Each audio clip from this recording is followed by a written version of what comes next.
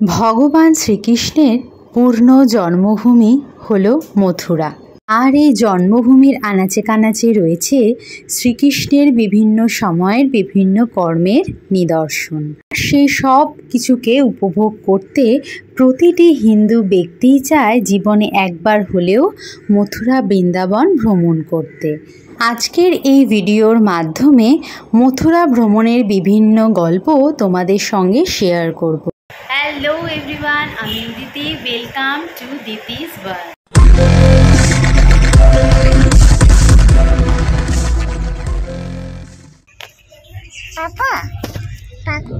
পাপাকে দেখা যাচ্ছে। সকাল সকাল দিল্লিকে বাই বাই বলে আমরা রওনা দিলাম মথুরার উদ্দেশ্যে। প্রিন্সির মনে মনে বাসনা যে ভ্লগিংটা আমি না করে ওই করবে, কিন্তু অনেক কষ্টে বুঝিয়ে বাজিয়ে তাকে কোনোভাবে একটু চুপ করে বসানো গেছে। এদিকে কথা বলতে বলতে আমাদের ট্রেনও ছেড়ে দিয়েছে, আর মাত্র 2 ঘন্টার মধ্যেই আমরা পৌঁছে যাব মথুরা। চলো মথুরায় নেমে তোমাদের সঙ্গে দেখা করছি। মথুরায় পৌঁছেই একটা টোটো ধরে আমরা প্রথমে যাচ্ছি আমাদের হোটেলে।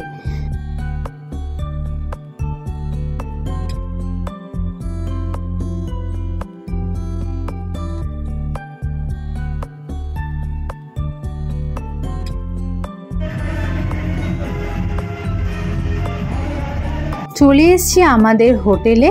হোটেলের নাম দেখতেই পাচ্ছ, হোটেল গুরু কৃপা। যেহেতু শ্রাবণ মাস চলছে, সেই জন্য অন্যান্য মাসের তুলনায় এই সময় ভক্তদের ভিড় অনেকটা বেশি থাকে। আমাদের হোটেলের বাইরেই দেখলাম কি সুন্দরভাবে ভক্তদের খাওয়ার বিতরণ করা হচ্ছে। দেখে এতটা ভালো লাগলো, তার জন্য একটা ছোট ভিডিও তোমাদের সঙ্গে শেয়ার না করে পারলাম না।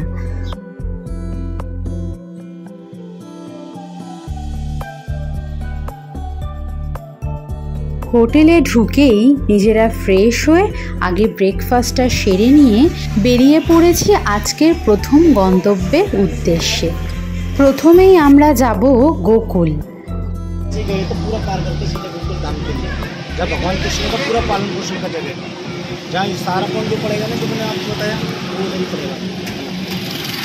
योग माया मंदिर कदम का पेड़ सोने चांदी विवेकानंद बाबा अगर घंटा उस टाइम जमुना नदी पड़ती है ना, वो इधर फैला होती है।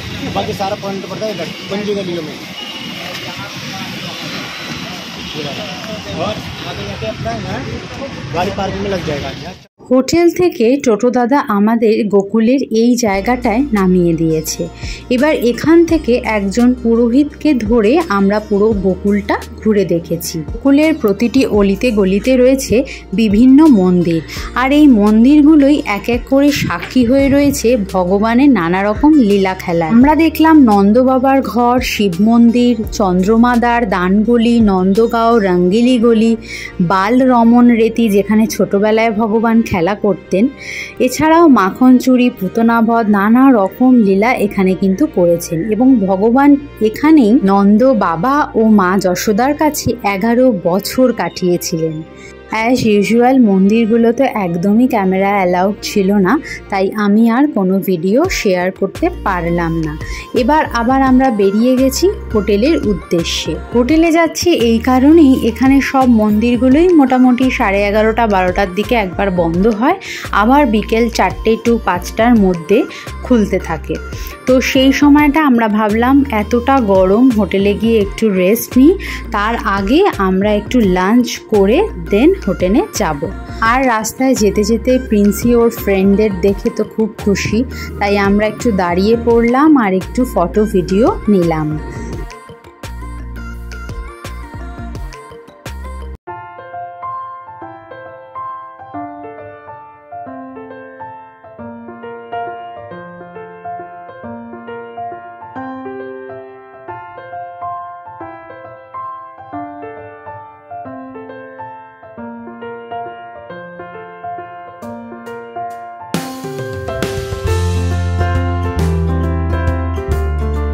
এই যে আমরা চলে এসেছি রেস্টুরেন্টে, আর যেহেতু এখানে ভেজ খাবার অ্যাভেলেবেল, তাই একটা ভেজ থালি নিয়ে নিলাম। আমরা যে হোটেলে রয়েছি, হোটেল গুরুকৃপা ভবন, তার ডিটেলসটা শেয়ার করে দিলাম। একটু রেস্ট নিয়ে উঠে পড়েছি আবার টোটোতে, যাচ্ছি দ্বারকাধীশ টেম্পল।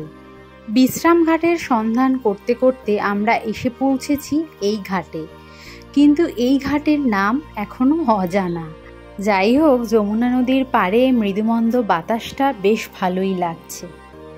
কিছুক্ষণ দাঁড়িয়ে একটু ফটো তুলে নিই, তারপর কিন্তু যাব আমরা দ্বারকাধীশ টেম্পলে। আচ্ছা, এবার একটা ইম্পর্ট্যান্ট কথা বলি। মথুরা আর বৃন্দাবন দুই জায়গাতেই রয়েছে বাদুড়ের বিশাল উপদ্রব, আর এই উপদ্রব থেকে নিজেকে বাঁচার জন্য নিজের চশমা, সানগ্লাস এবং টুকিটাকি জিনিস কিন্তু সমস্ত ব্যাগের ভিতরে রাখতে হবে। আর এই রাস্তাটায় দ্বারকাধীশ টেম্পলে যেতে গিয়ে দেখো কত সুন্দর সুন্দর গোপালের নানা রকম সাজার গোজার জিনিস, এবং শুধু গোপালের বলে না, পুজোর নানা রকম সামগ্রী এই রাস্তার মধ্যে যে কোনো দোকানে তোমরা পেয়ে যাবে। শুধুমাত্র পুজোর ঘর সাজাবে তাই নয়, বাচ্চাদেরও নানা রকমের ড্রেস কিন্তু তোমরা পাবে। আর দেখো কত কালারফুল না।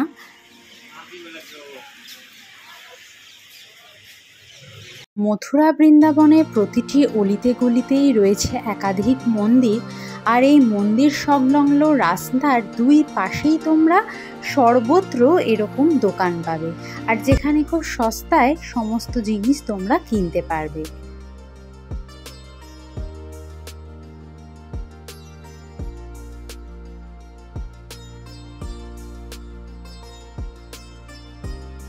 বেশ অনেকখানি হাঁটার পর আমরা এখন পৌঁছে গেছি দ্বারকাধীশ মন্দিরে। মন্দিরের বাইরেই পুজো দেওয়ার নানা রকম সামগ্রী তোমরা পেয়ে যাবে, আলাদা করে বাইরে থেকে নিয়ে আসার খুব একটা দরকার নেই। এখানেও ব্যাগ ট্যাগ, বড় জিনিসপত্র লকার রুমে আমরা জমা দিলাম, জুতোও। তারপরে আমরা এখন মন্দিরে প্রবেশ করছি। এই মন্দিরে ভগবান শ্রীকৃষ্ণের আরও এক রূপ দেখা যায়। এখানে ভগবান দ্বারকানাথ হিসেবে পূজিত হন। 10:30টায় মন্দির বন্ধ হয়ে যায়, আবার বিকেলে 5টার পর মন্দির খুলে যায়।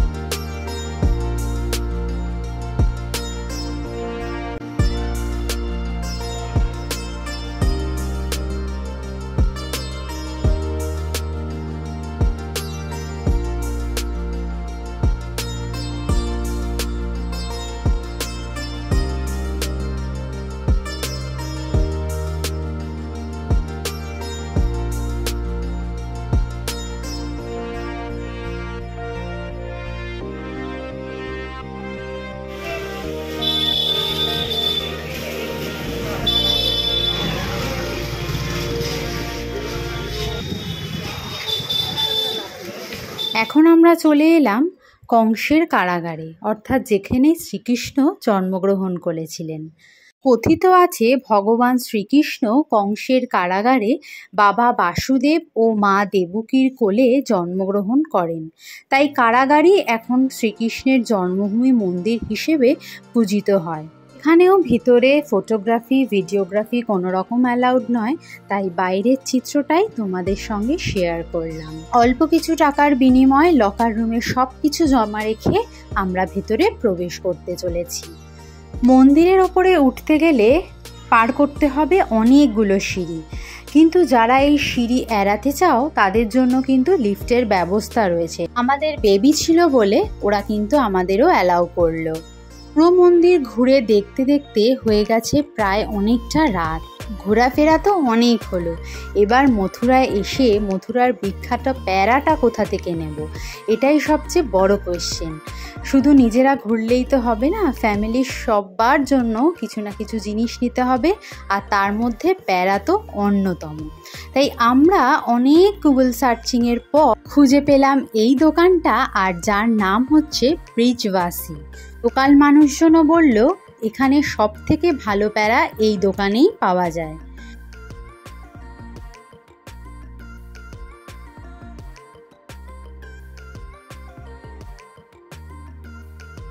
দোকানে ঢুকে তো আমার চক্ষুর রীতিমতো ছানা বড়া হয়ে গেল। আর সৌরভকে বললাম সবগুলো মিষ্টিই একটা একটা করে নিয়ে নাও, টেস্ট করে দেখি।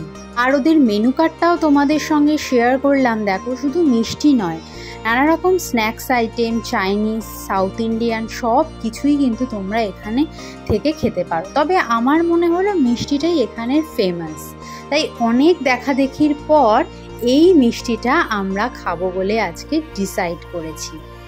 প্রথম বাইট মুখে দিতেই এত সুন্দর একটা অনুভূতি, আমি সেটা বিশ্লেষণ করতে সত্যিই পারবো না। অদ্ভুত একটা সুন্দর টেস্ট, যেটা 100 বললেও খুব কম বলা হবে। ভেবেছিলাম বেশ কয়েকটা মিষ্টি টেস্ট করব, কিন্তু আমার পেটু হরতাল জানিয়েছে যে আর খাওয়া যাবে না। তাই অগত্যা এই নোনতার সেকশনটা একটু ঘুরে দেখছি আর ওয়েট করছি বিলটা দেওয়ার। বিলটা দিলেই পে করে আমরা চলে যাব হোটেলে। তো আজকের মতো মথুরা ট্রিপ আমাদের এখানেই এন্ড হলো। তো ফার্স্টে গোকুলটা করেছিলাম, দেখালাম, আর তারপরে এখন দ্বারকাধীশ মন্দির, কংসের কারাগার, শ্রীকৃষ্ণ যেখানে জন্মগ্রহণ করেছিলেন, সবটা দেখে এই জাস্ট রুমে ফিরলাম। এখন রেস্ট নেব। তবে সব জায়গাতেই বেশিরভাগ মোবাইল নিয়ে যাওয়া নিষিদ্ধ, এবং নিয়ে যেতে কোথাও দিলেও সেখানে হয়তো ফটো তোলা নিষিদ্ধ। তো সেই জন্য সেইখানে তোমাদেরকে খুব বেশি ভিডিও এই জন্য শেয়ার করতে পারলাম না। একটা টায়ার্ড হইনি, বিকজ এখানে তো 12টা অবধি মন্দির খোলা থাকে, তারপরে আবার বন্ধ হয়ে যায়, খোলে 4টের সময়।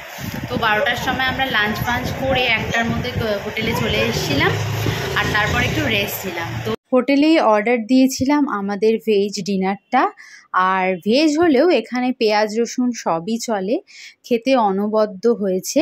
চলো আজকের ভিডিওটা এখানেই শেষ করি, দেখা হবে আবার পরের ভিডিওতে। আর পরের ভ্লগে আমরা তোমাদের নিয়ে যাব বৃন্দাবন ভ্রমণে। সবাই খুব ভালো থেকো, সুস্থ থেকো, আনন্দে থেকো। টাটা।